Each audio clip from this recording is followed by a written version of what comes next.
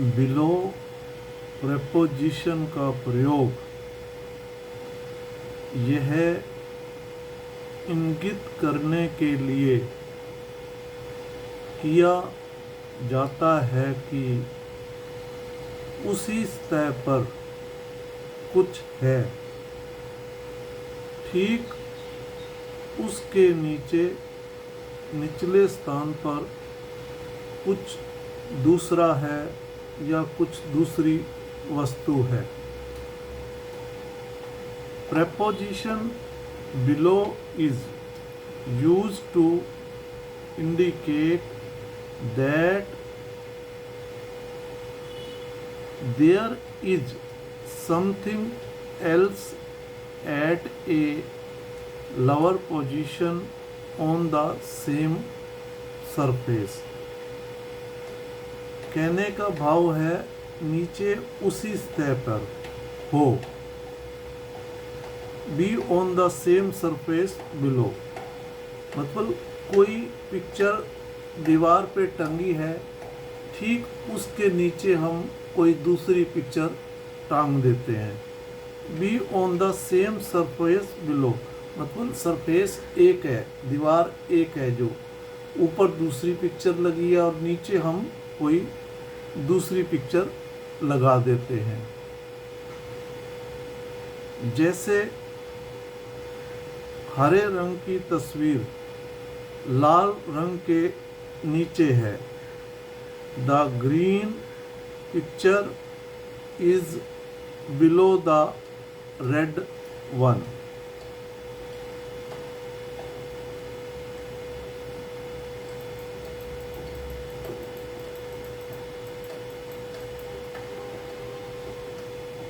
मैंने नए पारिवारिक फोटो को पुराने फोटो के नीचे टांग दिया। I hung the new family photo below the old one. एक पुराने फोटो ऊपर लगा हुआ था, उसके नीचे मैंने नया फोटो लगा दिया। कहने का भाव ये है, जेब के ठीक नीचे एक दाग था। ये मेरा पॉकेट है, उसके नीचे कोई दाग लग गया है, स्टेन में ना दाग। Just below the pocket was a stain, जेब के ठीक नीचे एक दाग था। राहुल की तस्वीर मेरी तस्वीर के नीचे है, जो दीवार से सटा हुआ है। Rahul's picture is below my picture what is against the wall, मतलब राहुल की पिक्चर मेरी पिक्चर के नीचे है और जो दीवार के साथ लगी हुई है। अगेंस्ट द वॉल मीन दीवार के साथ सटी हुई है या लगी हुई है।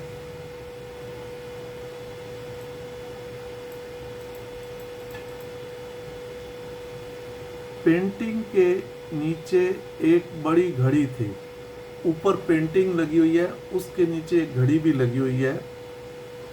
There was a big clock below the painting, मतलब पेंटिंग के नीचे एक बड़ी घड़ी थी।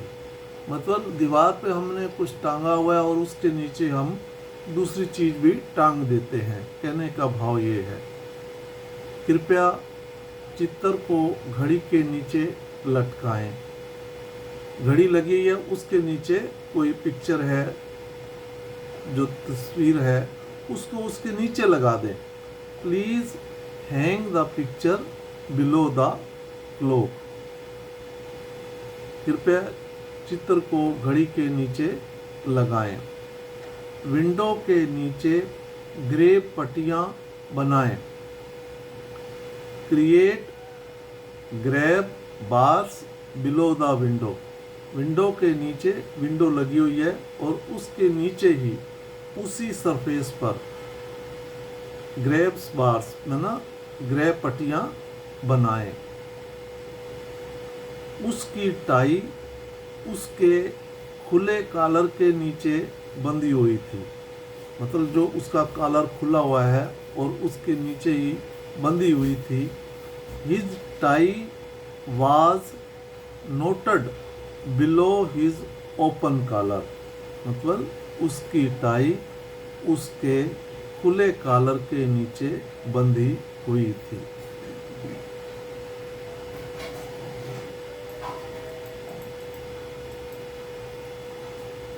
गेट की कुंडी के नीचे जंग लगी हुई थी। अब वो जो गेट है पूरा एक ही सरफेस है और ऊपर कुंडी लगी हुई है, और नीचे जो कुंडी के नीचे उसी सरफेस पे दरवाजे के जंग लग गई। The gate had rust below latch, gate की कुंडी के नीचे जंग लगी हुई थी। टेबल घड़ी के नीचे है, ऊपर घड़ी लगी हुई है और नीचे ही हमने दीवार के साथ सटा के टेबल रख दिया। टेबल घड़ी के नीचे है। The table is below the watch, पुस्तक का शेल्फ खिड़की के नीचे है, ऊपर खिड़की है और नीचे उसी लेवल पे, नीचे वाले लेवल पे जहाँ खिड़की ख़त्म हो रही है, नीचे पुस्तक का शेल्फ है। The book shelf is below the window, पुस्तक का शेल्फ खिड़की के नीचे है।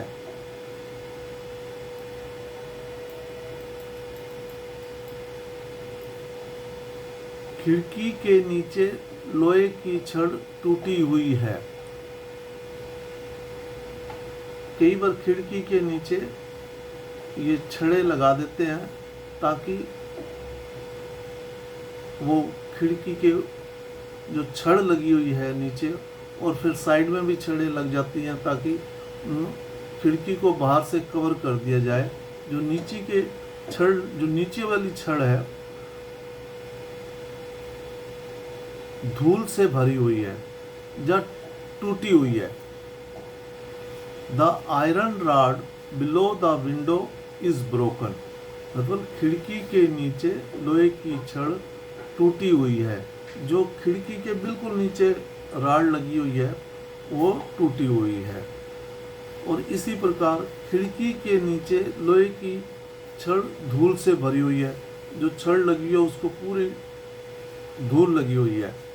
The iron rod below the window is dusty, जो विंडो के नीचे जो छड़ लोहे की लगी हुई है उसके नीचे वो बिल्कुल धूल से भरी हुई है।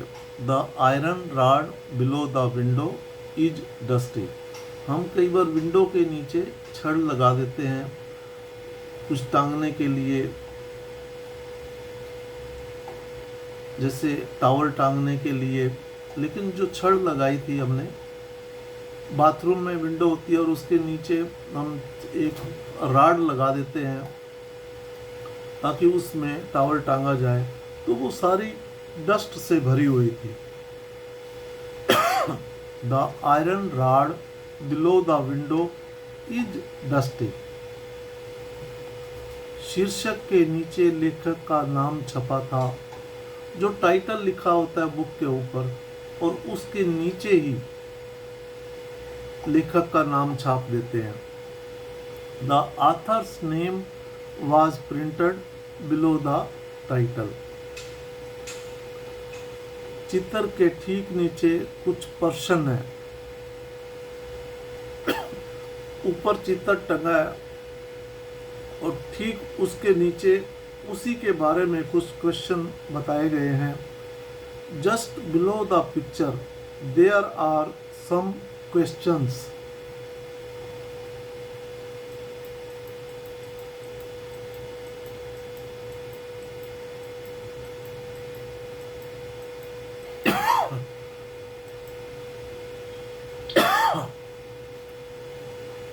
कृपया अपने हस्ताक्षर के नीचे अपना नाम स्पष्ट रूप से लिखें।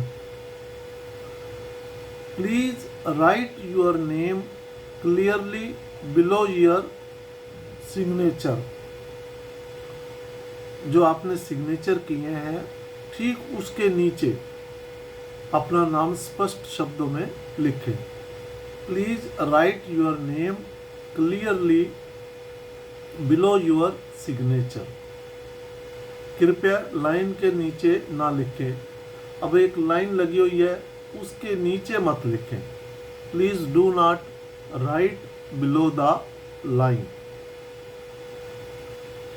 कृपया नीचे दिए गए लिंक के माध्यम से दस्तावेज डाउनलोड करें। अब वो कंप्यूटर है, नीचे एक लिंक दे देते हैं, उसी स्क्रीन के नीचे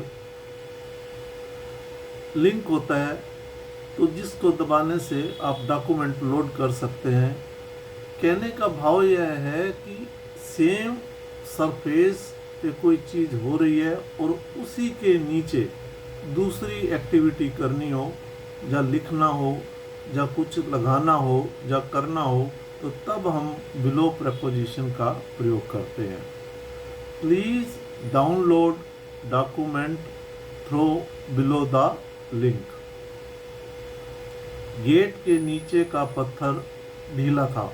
अब जैसे कोई गेट होता है और उसी सतह में नीचे हम चढ़ने के लिए कोई पत्थर रख देते हैं, तो वो लूज पड़ा था।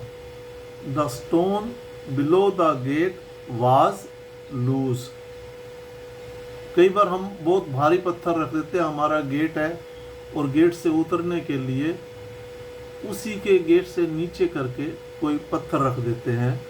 The stone below the gate was heavy. Gate के नीचे का पत्थर भारी था।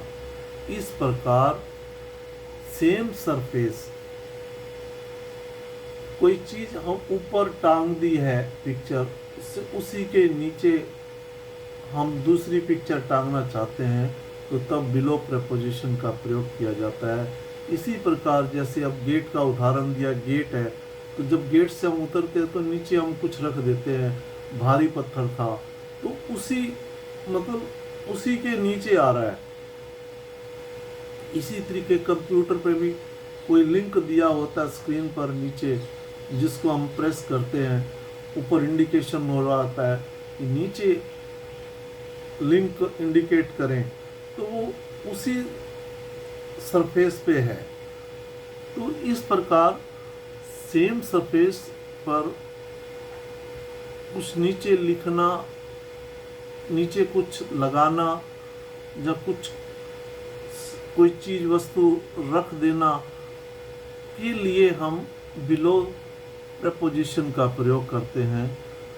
तो कृपया इसमें कोई त्रुटि हो तो कृपया सूचित करें, और अपने जान पहचान के बालक बालिकाओं को जो दूर दराज ग्रामीण इलाकों में रहते हैं, वो बहुत इंटेलिजेंट होते हैं, उनको शेयर ज़रूर करें ताकि वे इसका लाभ उठाकर इस प्रकार के वाक़े आसानी से बना सकें। जय हिंद।